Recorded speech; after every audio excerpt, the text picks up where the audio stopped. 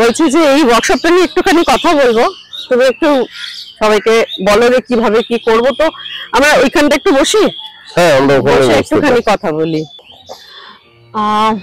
তোমার কাছে আমার কতগুলো জিনিস জানার আছে। আমি তো আমরা বহুদিন ধরে তোমার সঙ্গে কাজ করেছি, মানে স্পেশালি অ্যাজ আ, তুমি বলতে আমাকে গুরু বলি তোমাকে, আমি অ্যাজ এ স্টুডেন্ট না, মানে ওই তোমার কাছে ওয়ার্কশপ প্রচুর করেছি, প্লাস তুমি আমাদের হয়ে প্রচুর বিহেভিয়ারাল ওয়ার্কশপে কর্পোরেটের সঙ্গে কাজ করেছো।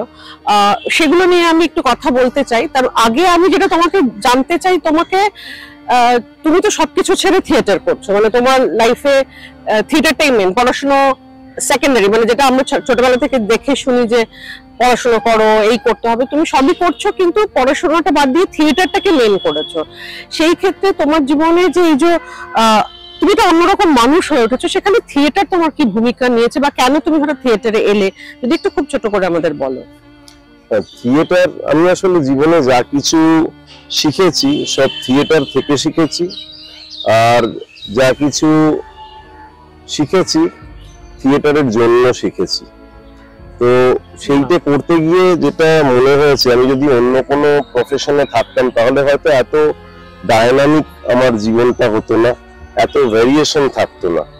এবং যে জিনিসগুলো আমি শিখেছি, আমি না, এটা সবারই হয়, কনফিডেন্স লেভেল প্রচন্ড বেড়ে যায়, মানুষকে চিনতে পারা প্রচন্ড বেড়ে যায়, এমপ্যাথি প্রচন্ড বেড়ে যায়।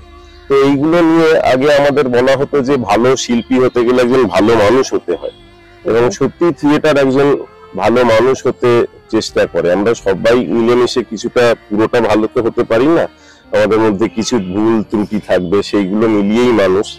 তো আজকে সারা পৃথিবীতেই ওই জন্য সমস্ত স্কুলগুলোতে থিয়েটারটাকে আবশ্যক পাঠ্যক্রম হিসেবে নিয়ে আসার চেষ্টা করা হচ্ছে, আমাদের দেশেও হচ্ছে, যাতে সেইখান থেকে ছোটদের থিয়েটারের সাথে সাথে তাদের অনেকগুলো জিনিস ডেভেলপ করতে পারে। যেমন গ্রুপ মেন্টালিটি, এটা এমন একটা মাধ্যম যেখানে একা একা কেউ কিছু করতে পারবে না, এখানে একটা গোষ্ঠী লাগে, ফলত তার মেলামেশার একটা রসায়ন তৈরি হয়, মানুষের সাথে কিভাবে মিশবো, কিভাবে না মিশবো, কাকে কিরকম ভাবে ট্রিট করবো, এই জায়গাগুলো তৈরি হতে পারে।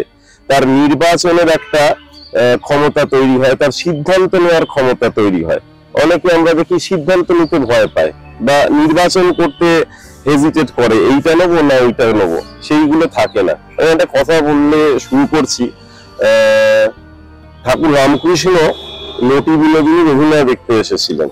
তো দেখতে এসে তিনি বলেছিলেন যে খুব ভালো অভিনয় ওনার লেগেছিল, বলেছিলেন যে ধ্যান করতে হয় না, ধ্যান করলে চেতনা জন্মায়, চেতনা থেকে আসে ভাব, আর ভাব থেকে মহাভাব, সব শেষে প্রেম।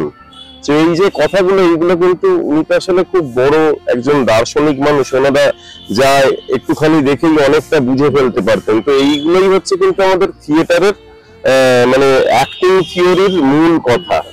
এই জায়গাগুলো শুধু অ্যাক্টিং এরই না, যে কোনো একটা কোনো শিল্প, সেটা গান হতে পারে, নাচ হতে পারে, পেন্টিং হতে পারে, তার ভেতরকার কথা, ওই জায়গাটা কিভাবে আমি কানেক্ট করছি মানুষের সাথে। এবং আর একটা কথা উনি বলেছিলেন ঠাকুর রামকৃষ্ণদেব, যে থিয়েটারে লোকশিক্ষা হয়।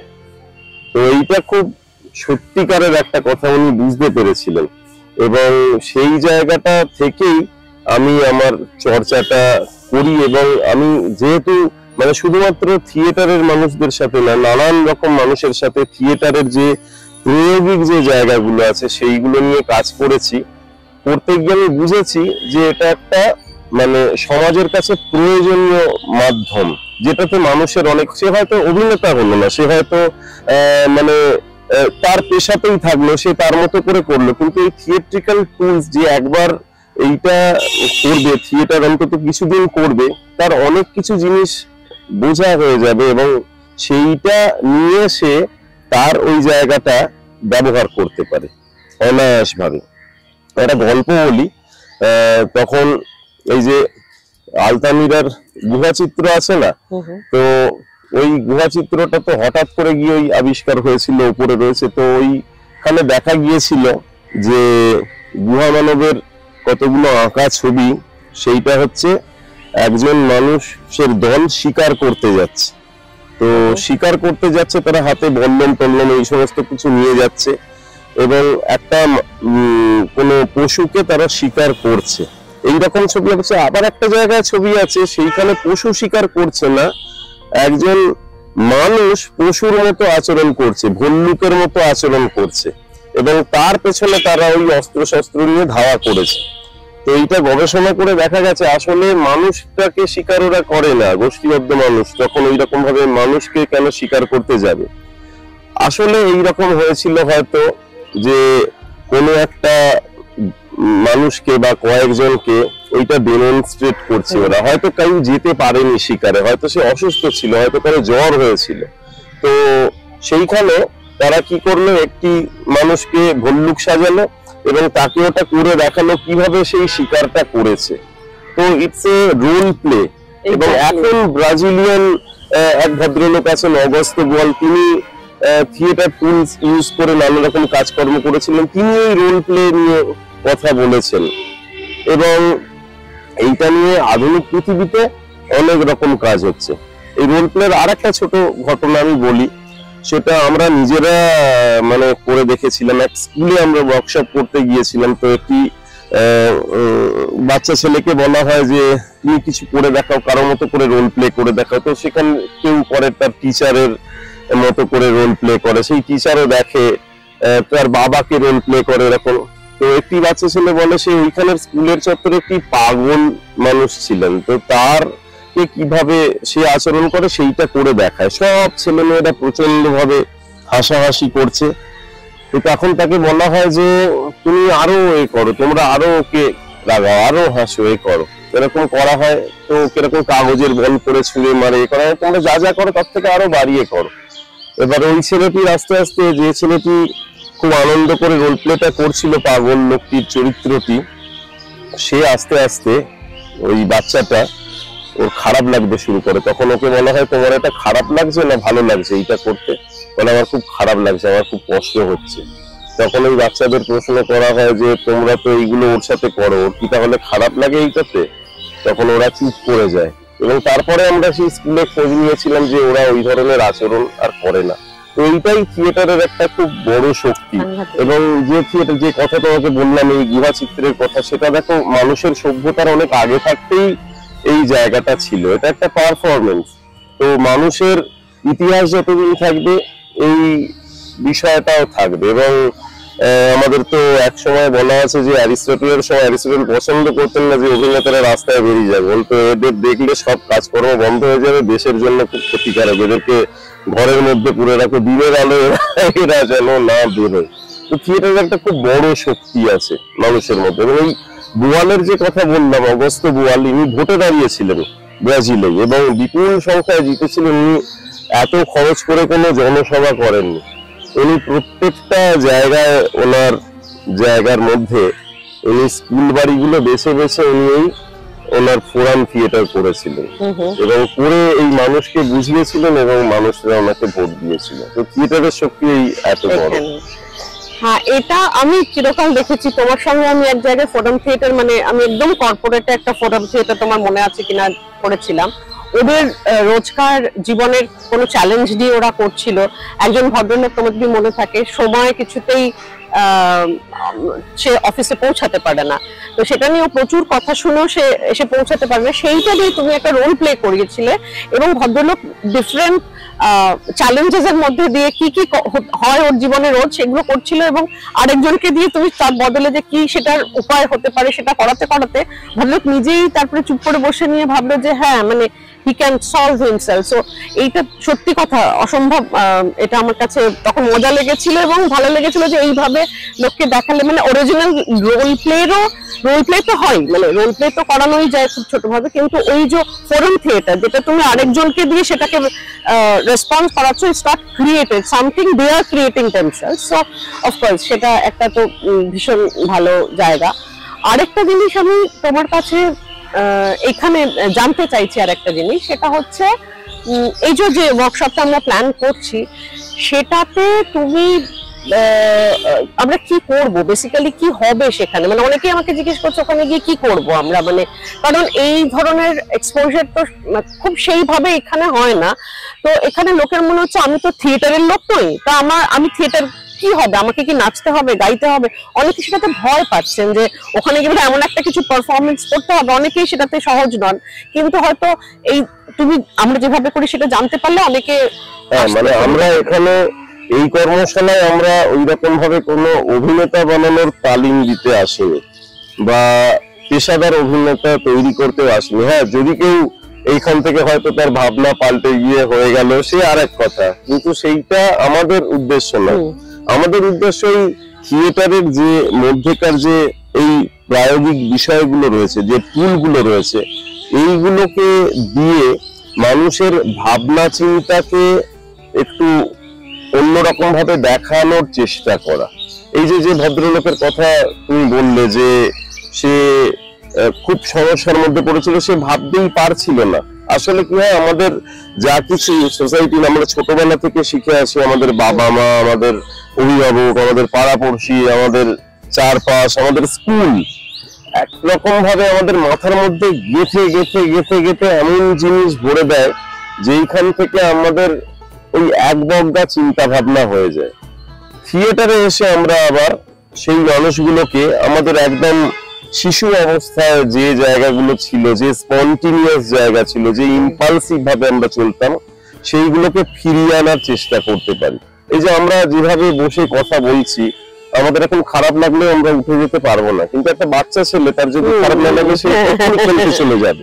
এই জায়গাগুলো, এই যে তুমি হেসে উঠলে, এটা খুব ইম্পালসিভ, এই কথায় হাসিটা বেরিয়ে গেল তোমার, ছোটদের আরো বেশি করে হয়। তার মানে এই নয় যে আমি আমার সমাজে যে নিয়মগুলো রয়েছে সেইগুলো সব ভেঙে ফেলতে চাইছি, তাও নয়, কিন্তু আমার নিজের মধ্যে আমার কি বলবো, একটা কথা আমি বলবো, এটা এক বিখ্যাত ভদ্রলোকের কথা, তার নাম হচ্ছে জিওর্জি গ্রোটোস্কি। তিনি একটা কথা বলেছিলেন, অভিনয় মানে হচ্ছে আসলে আত্মখনন। কোথাও মানুষেরও দেখবে একটা আত্মখননের প্রয়োজন আছে, এবং আত্মখননের সাথে সাথে তার আত্মবিশ্বাস কোথাও একটা বাড়ানোর জায়গা থাকে। সেই জায়গা থেকে আমরা তো ভুল করব, আমরা অসংখ্যবার ভুল করব, আমরা ফেল করব। আমার গুরু জয়তী বসু তাকে একবার লীলা মজুমদার লিখে দিয়েছিলেন যে ভুল করতে ভয় করো না। তো আমরাও সেইটা বলি যে আমরা এই জায়গাটা এসে আপনারা ভুল করুন, অজস্র ভুল করার আপনার সুযোগ আছে। সেটা দিয়ে দেখি মানুষ ভুল করতে চায় না, সেই ফাঁদে পড়ে যায়। আবার এরকমও না যে এক ভুল বারবার করা, সেটাও ঠিক না, কিন্তু আমাদের সেখানে ভুল করো না, সেখানে ভুল করো না। তো এই জায়গাগুলো আমরা কোথাও একটু খুঁচিয়ে বার করে আনবো, এবং যে যার পেশাতে তার জায়গাতে। এই যে আজকে এত স্ট্রেস বেড়ে গেছে, আজকে এই এত, আমি বলছি যেরকম ধরো যারা ব্যবস্থাপক, ম্যানেজারিয়াল পদে চাকরি করেন, তাদেরকে একটা করে টার্গেট দিয়ে দেওয়া হয়, এই করা হয়, এবং সেইখানে থেকে তার চিন্তা ভাবনা, তার সমস্ত কিছু, হাতে একটা ল্যাপটপ দিয়ে তাকে বলে দিল তোমাকে অফিসে আসতে হবে না, তাকে রাত 2:30 পর্যন্ত বাড়িতে কাজ করো। এই স্ট্রেস, সেই জায়গা থেকে এই গোটা পৃথিবী এই সমস্ত সমস্যায় ভুগছে। তার মানে তো এই না যে আমি এটাকে পাল্টে ফেলবো, এটা পাল্টে ফেলবো না, আমি ওইটার মধ্যে থেকে কিভাবে আমি আমার মতো করে একটা আমার নিজস্ব পৃথিবী, আমি যে এই পৃথিবীতে জন্মেছি একজন মানুষ হিসেবে, আমি যে ইউনিক, 800 কোটি পৃথিবীতে যে মানুষ রয়েছে তার মধ্যে প্রত্যেকেই হচ্ছে ইউনিক, এইটাতে তাকে বুঝিয়ে দেওয়া, তাকে বিশ্বাস করানো, এবং তার মতো করে পৃথিবীর রূপ রস গন্ধ নিয়ে ভালো করে খুব আনন্দের সাথে বেঁচে থাকা এবং জেগে থাকা। কারণ জেগে থাকাটাই হচ্ছে মানুষের ধর্ম, এটা কবির লাইন, বলে দিলাম। তো এইগুলো নিয়েই আমরা কাজ করব। এখানে ওইরকম ভাবে খুব কঠিন কিছু অভিনয়ের তালিম, এই সমস্ত কিছু হবে না। এই মূলত কনফিডেন্স, তার বিরুদ্ধে গিয়ে স্ট্রেস কোত্থেকে আসে, কিভাবে আমরা ঠিক করতে পারি। আমাদের যেরকম ফোনে ধরো আমাদের প্রত্যেক দিন যে ক্যাচে ফাইল জমা হতে থাকে, সেইগুলো একদিন ক্লিন করতে হয়। তেমন আমাদের মনটা হচ্ছে একটা বাড়ি, এই শরীরটা যদি একটা বাড়ি হয়, আমাদের বাড়ি যেরকম আমরা পরিষ্কার করি, তখন আমাদের নিজেকেও পরিষ্কার করতে। আমাদের শিল্প সংস্কৃতির একটা কথা আছে, সেটা হচ্ছে আত্ম সংস্কৃতি ওয়ারবা শিল্পানি। নিজেকে সংস্কার করাই হলো শিল্প। আসলে শিল্প শুধু নয়, প্রত্যেক মানুষকেই নিজেকে সংস্কার করতে হয়। আমি আজকে যেটা আছি, কালকে আমার চিন্তা ভাবনাটা বদলে গেল, সেই হদিশটার সন্ধানে আমরা সবাই থাকবো। মানে এরকম নয় যে আমি কিছু ভর্তি মাথা নিয়ে এসেছি, খালি মাথায় ভরে দেবো। আমি এই জায়গা থেকে শিখবো, অনবরত আমি শিখছি, এবং আমরা সকলে মিলেই সেই শেয়ারিং এ যাব, এই জায়গাটা আমরা ধরার চেষ্টা করব। কি বলে, আমার যেটা ভীষণ শুনে একটু মনে হচ্ছে বেশি সিরিয়াস, কি ব্যাপারটা কি খুব মানে গম্ভীর গম্ভীর ব্যাপার হবে? গম্ভীর কিছু নয়, এর মধ্যে মজা আছে, এবং জীবনের অর্থই হচ্ছে আনন্দ। এটা খুব আনন্দ করে হবে, এবং কোথাও আনন্দের সাথে আমাদের একটা অন্বেষণ জুড়ে থাকবে এই জায়গাটায়। তো 3 দিনের আনন্দ, অন্বেষণ, এবং যেভাবে আমরা জীবন কাটাই তার থেকে কোথাও, ওই জন্য আমরা একটু বাইরে করার চেষ্টা করছি, একটু প্রকৃতির কাছাকাছি আমরা যেতে চাইছি, সিনথেটিক জায়গার বাইরে। তো সেইখানে গিয়ে এবারে লোকে তো ঘুরতে যায়, একটু পাহাড় দেখলো, সমুদ্র দেখলো, চলে আসে। আমরা একটু ঘুরতেই যাচ্ছি, তার ফাঁকে ফাঁকে আমরা কিছু এই জায়গাগুলো নিজেদের মধ্যে কিছু থাকছে না, চলে আসতে হবে না, কিন্তু আবার আমাদের কিছু থাকবে যে সকালে একটু হয়তো ওঠা, সেইগুলো মানে মজাই লাগবে, সেইগুলোতে অসুবিধা কিছু হবে না। কারণ আমরা কিছু মানে মেডিটেশন ওইরকম আমরা বলবো না, আমরা স্টিলনেস এর উপর কিছু কাজ করব, তার সাথে সাথে আবার হুল্লোড়ের কিছু কাজকর্মও আছে যেগুলো হবে। বেসিক্যালি অনেকগুলো মানুষ আসবে, তারা একে অপরকে চিনবে, জানবে, আমরা শেয়ারিং এ যাব, এইগুলো থেকেই আমরা তৈরি করব আমাদের পথটা কি হবে। আমার খুব এক্সাইটেড লাগছে, বিকজ আমি অনেকগুলো এরকম প্রোগ্রাম তোমার সঙ্গে করেছি, তো আমার সেই জন্যই খুব মনে হয় কি এই ধরনের জিনিস খুব একটা, তোমরা তো করো থিয়েটারের জায়গায়, এগুলো মানে তোমার এক্সাইটেড যেরকম লাগছে, আমারও খুব উত্তেজনা অনুভব করছে। আমার বারবারই এইটা করে, তার কারণে যে এতগুলো মানুষ আসবে, তাদেরকে আমি চিনি না, জানি না, তাদেরকে দেখছি, তো এই জায়গা থেকেই না অনেক রকমের এনহ্যান্সমেন্ট তৈরি হয়ে যায়। একটা সেফ জায়গায় আমরা দেখবে, যখন আমরা বিয়ে বাড়ি যাই, গিয়ে আগে খুঁজি যে কোথায় আমার চেনা বলা এগুলো রয়েছে, সেখানে গিয়ে আমি কথা বলবো, কিন্তু সেটা তো একটা উৎসব স্থল, সেখানে আমাদের অজানা লোকের সাথে বন্ধুত্ব করা দরকার, সেটা হয়ে ওঠে না। এই জায়গায় আমরা কোথাও সেইটা করবো, এবং আশা রাখি এইটার পরে যারা যে অভিজ্ঞতাটা নিয়ে ফিরে যাবেন তারা সেটা মনে রাখবেন, এবং এরপরেও যদি আমরা এটার একটা ফলো আপ কিছু করতে চাই, তো আমার মনে হয় এটা, হ্যাঁ, মনে আমি এটা নিশ্চয় যে যারা আসবেন তারা এটা মনে রাখবেন, কারণ আমি মনে রেখেছি বলেই আমার মনে হয় এটা সবাই এটা করুক, সবাই এটার মধ্যে দিয়ে যাক। আমার নিজের জীবনে আমি জানি যে মানে আমি কি ছিলাম, মানে ভেতরে, বাইরে তো ওরম ভাবে বোঝা যায় না, কিন্তু ভেতরে আমার মধ্যে যে জট গুলো ছিল, এটা এই আমি তো বহুদিন মানে অনেক 3-4 বছর ধরে আমি তোমার সঙ্গে, শান্তনীলার সঙ্গে রেগুলার করেছি, করে আমার জট গুলো আমি বলি যেটা পুরো খুলে গেছে, কিন্তু অনেকটা খুলেছে, আমি অনেক সহজ হতে পেরেছি লাইফে। মানে স্ট্রেস যেটা আমরা বলি না, একটা ভীষণ সবকিছু যে একটা টেনশন হতো আগে, সেটা অনেকাংশে কমে গেছে। ভেতরে আমি অনেক অ্যাজ এ হিউম্যান বিং আমি অনেক মানে হাসি খুশি বলছি। কি হয়, মানুষ দিকে দিকে আসলে খোঁজার জন্য যায়। মানুষ কোথায় যায় দেখো, মানুষ শিক্ষিত মানুষ যারা লেখাপড়া জানে তারা সাইকিয়াট্রিস্টের কাছে যায়, যারা লেখাপড়া সেই রকম ভাবে করেননি তারা মন্দিরেতে যান, যারা আরো পিছিয়ে পড়া মানুষজন সেই সুযোগ সুবিধা পাননি তারা বাবাজিদের কাছে যান, টুকটাক তান্ত্রিক এই রকম জায়গায় গিয়ে তারা তাদের এই সমাধানগুলো খোঁজার চেষ্টা করে।